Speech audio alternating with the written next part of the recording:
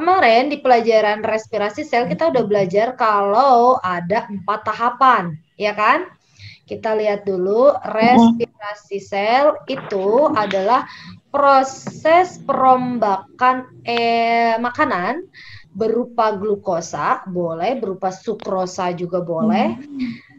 Perombakan makanan atau senyawa organik dengan bantuan oksigen, gitu kan? Dipecah menjadi produk buangan. Iya, menjadi produk buangan karena harus dibuang nih CO2 dan H2O dan menghasilkan energi dalam bentuk ATP sebesar 38 ATP. Secara umum kita gambarkannya kayak gini. Proses ini kalau baca ini gimana? Ya ini, proses perombakan makanan dengan menggunakan oksigen, menghasilkan karbon dioksida dan air. Gitu ya. Jadi substratnya adalah si makanannya. Oke, kita lihat dari tahapan pertama. Ini nih, glukosa tadi, ya kita turunin. Glukosa dalam proses respirasi sel harus diglikolisis, ya kan? Harus diglikolisis atau dipecah dalam proses glikolisis menjadi 2 asam pirufat. Prosesnya berapa tahap? 10 tahapan kemarin ya. 10 tahapan. Nih, glukosa 6-fosfat sampai jadi pirufat. Nah, dalam proses ini terjadi yang namanya perubahan pembentukan energi, ya kan? Dari adenosin difosfat jadi ATP. Ya, ini C-nya 6. Kayak gini nih, 1, 2, 3, 4, 5, 6. Gugus karboksilnya ada 6. Pas dipecah dalam 10 tahapan glikolisis, ini pecah. Jadi 3 gini ya. Nah, dibagi 2 ya kan? Iya. C3 asam pirufat, C3. Jadi ada 2, 1, 2, makanya kita taruh di sini 2.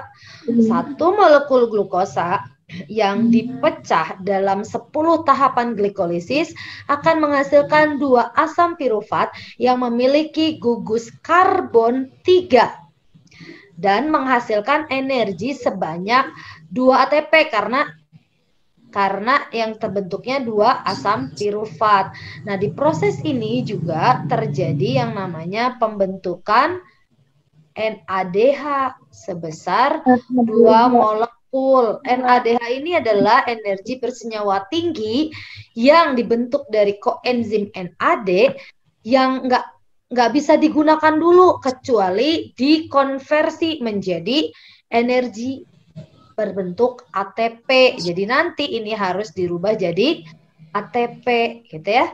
Jadi ini hasilnya adalah 2 ATP, energi yang dihasilkannya ya, dan 2 NADH gitu.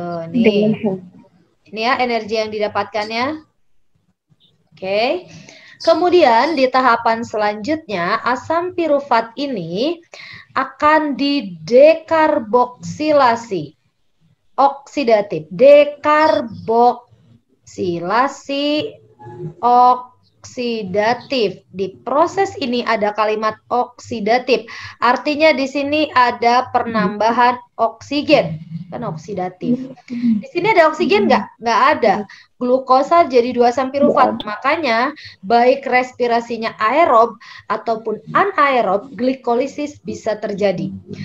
Selama ada gula, bisa dirubah jadi 2 asam pirufat meskipun keadaannya tidak ada oksigen. Kayak pegel. Itu glukosa kita banyak. Pas nggak ada oksigen, dirubah jadi asam pirufat. Pas ada oksigen juga dirubah menjadi asam pirufat. Nah, perbedaannya nanti antara respirasi aerob dan anaerob adalah di sini. Ketika dua asam pirufat berada dalam keadaan penuh dengan oksigen, maka dia akan dioksidasi. Caranya dengan mendekarboksilasi alias menghilangkan salah satu gugus C-nya. Ini kan tadi 3 nih, contoh yang ini dulu ya. C-nya 3, dilepas 1 nih.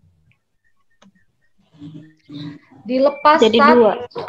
Jadi 2. Ini dilepas 1, akhirnya C-nya di sini tinggal 2. Nah, C yang sendirian ini akan berikatan dengan oksigen yang masuk tadi. Oke? Jadi di sini kebentuk.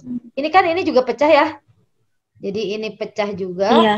Nah, ini pecah juga. Berarti ini masuk ke sini. Oksigennya berarti ada 2 ya.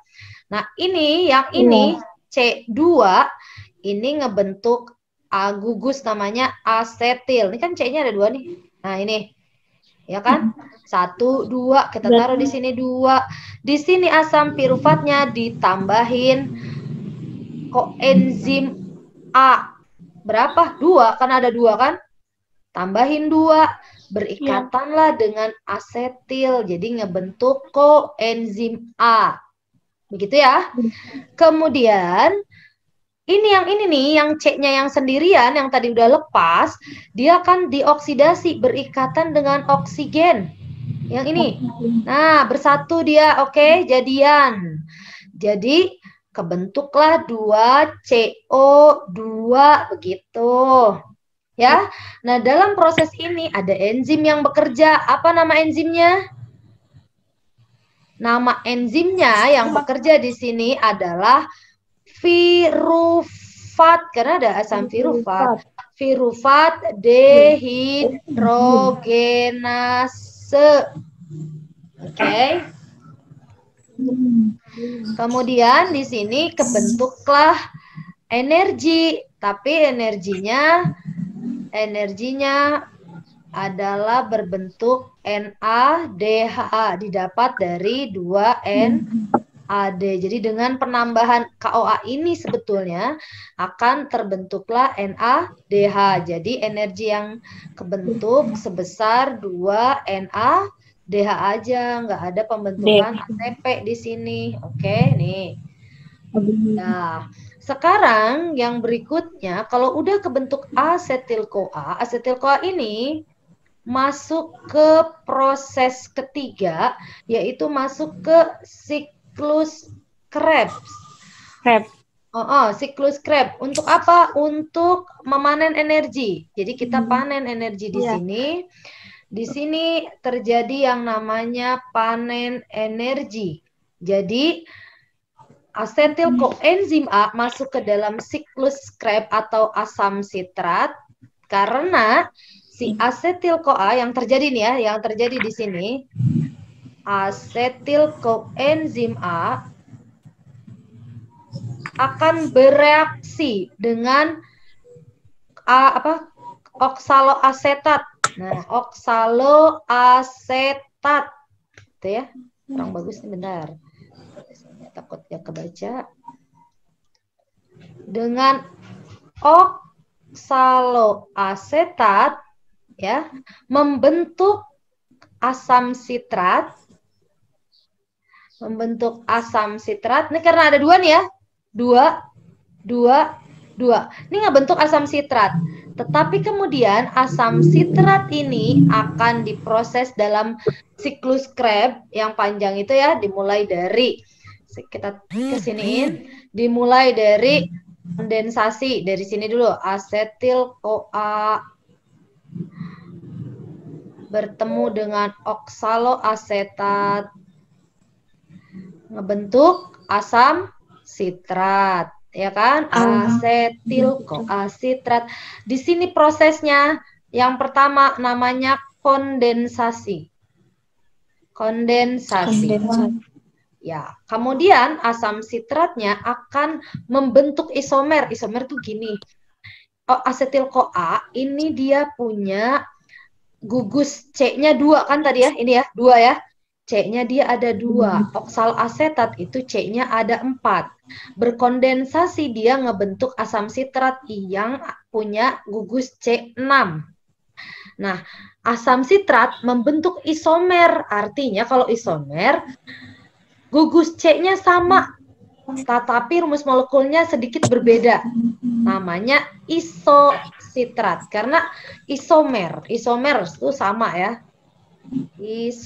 Isositrat. Makanya nama prosesnya adalah isomerasi di sini. Ini nama prosesnya isomerasi, pembentukan isomer dari asam sitrat menjadi isositrat. Dari C6 jadi C6 lagi. Gitu kan? Iya, nanti ya. Bukan sama. Jadi sama nih. Kemudian isositrat ini akan didekarboksilasi. Oke, didekarboksilasi artinya C yang tadinya 6 kehilangan 1 gugus C-nya. Jadi sisa berapa? 5. Iya kan? Jadi C5 namanya alfa ketoglutarat. Nah, karena di sini ada campur tangan oksigen, ya kan? Maka C-nya tadi lepas nih kayak gini lagi sama 1, 2, 3, 4, 5, 6. Lepas C-nya 1, ini kan didekarboksilasi, namanya istilahnya sama. Nah, C yang ini berikatan dengan O2, kebentuklah CO2. Setiap CO2 yang kebentuk ini akan dilepaskan keluar sel dengan cara difusi. Ya, dengan cara difusi. Kemudian kebentuk alfa ketoglutarat dan menghasilkan energi dalam bentuk NADH. Sayang jangan. Dalam bentuk NADH. Kemudian alfa ketoglutarat juga mengalami proses dekarboksilasi lagi. Yang tadinya 5 dibuang lagi 1, kehilangan 1 gugusnya lagi. Sisa berapa? Sisa 4. Kemudian C4 ini nih kebentuk lagi CO2. Karena di proses ini namanya, 2 proses ini namanya sama, yaitu oksidasi.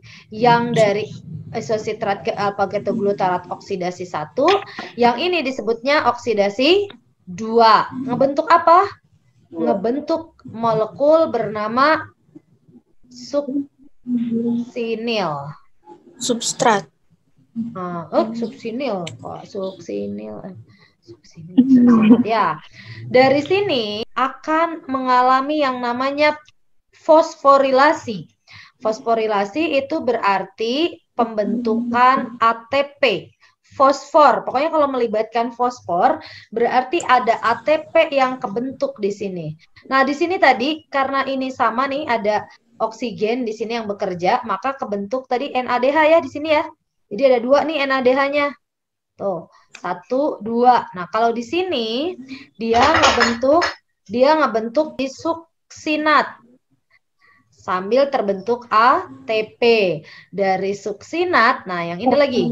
Ini dioksidasi lagi, tetapi pada proses ini tidak terbentuk CO2, melainkan kebentuk energi dalam bentuk lain, yaitu FADH.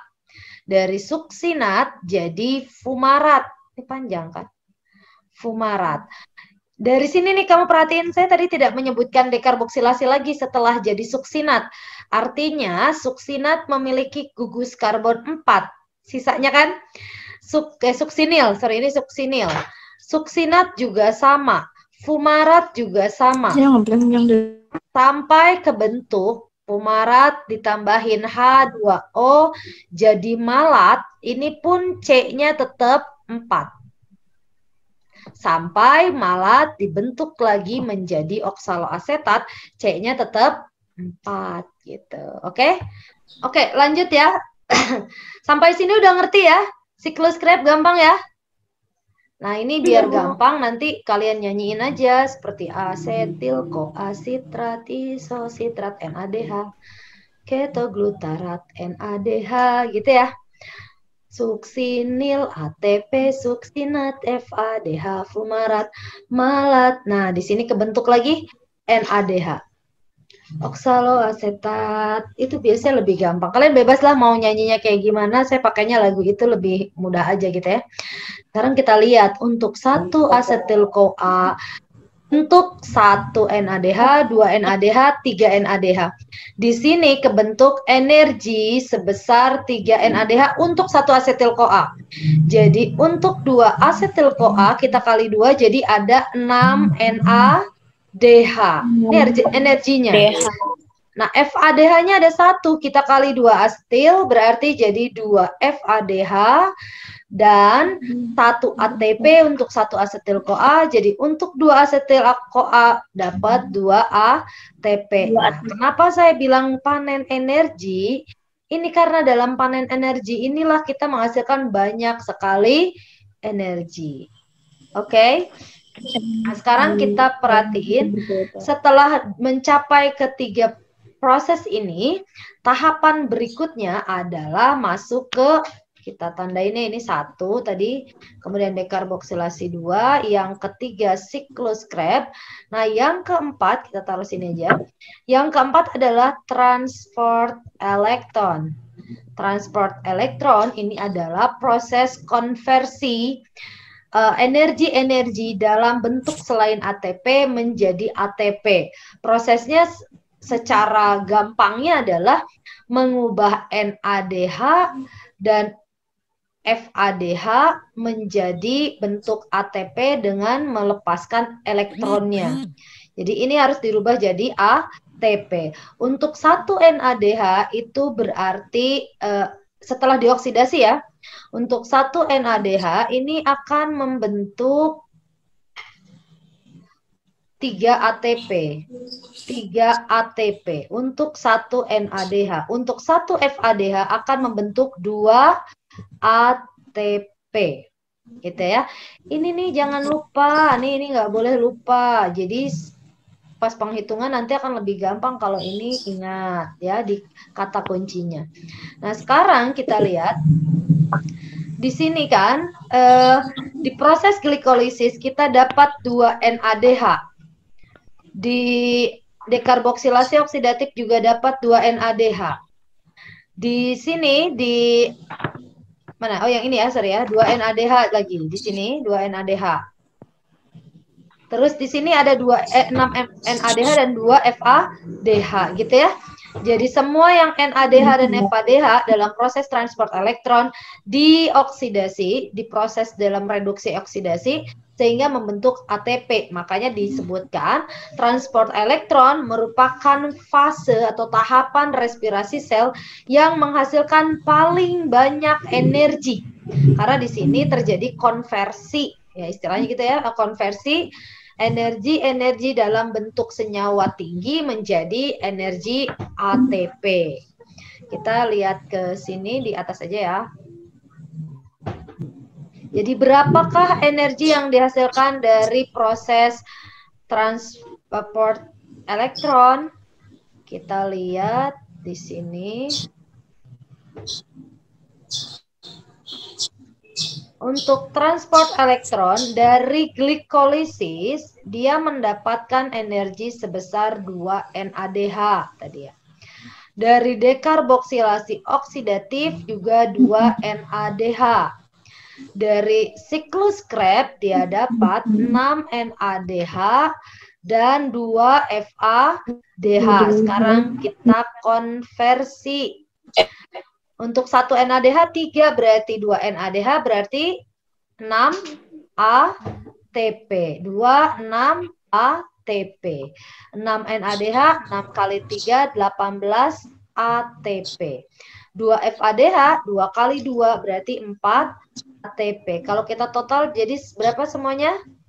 34 ATP. Jadi kalau ditanya berapa total ATP yang dihasilkan dari proses transport elektron, sebesar 34 ATP. Gitu ya. Nah, kalau dari glikolisis, total glikolisis berapa? Ya kita tinggal jumlahin. 2 ATP ditambah 2 NADH. Berarti 2 ditambah 6 ATP sama dengan 8 ATP. Gitu ya. Kalau ditanya total yang glikolisis 8 ATP. Kalau ditanya total dekarboksilasi oksidatif, 2 NADH, ini 2 NADH dikali 3 ATP. Jadi dekarboksilasi oksidatif dia dapat 6 ATP. Untuk ya nanti. Untuk yang ini, untuk yang siklus Krebs 6 NADH berarti dapat 18 ATP ditambah 4 ATP ditambah 2 ATP. Jadi totalnya berapa? 24 ATP. Jadi sekarang kita tahu ya kalau misalnya ditanya total energi, maka jawabannya untuk glikolisis 8, dekarboksilasi oksidatif 6, siklus Krebs 24, transport elektron 34. Lah ini totalnya tadi katanya 38. Dari mana? Semua energi yang dihasilkan dari 3 tahapan ini di total. Berarti kalau ditanya respirasi selnya dapat berapa? Dari glikolisis 8, dari dekarboksilasi oksidatif 6, dari siklus Krebs 24. Jadi totalnya berapa tuh? 38 ATP. Jadi jawabannya 38 ATP. Nanti dari 38 ATP dikurangi 2 ATP. 2 ATP ini akan digunakan lagi dalam proses glikolisis berikutnya. Jadi 2 ATP ini yang digunakan dalam proses glikolisis di tahapan awal dari mulai glukosa dirubah jadi sampai ke fruktosa 1,6 bifosfat. Ini digunakanlah 2 ATP. Dipakai 2 ATP-nya. Dari mana 2 ATP ini? Ya dari sini, dari 38 ATP yang dihasilkan di proses sebelumnya. Gitu ya. Makanya kadangkala disebut jumlah total ATP-nya sebesar 36 ATP dengan catatan 2 ATP sudah digunakan untuk transport aktif pada proses glikolisis berikutnya. Begitu, ini namanya respirasi sel yang aerob. Gitu ya. Ada pertanyaan sampai sini?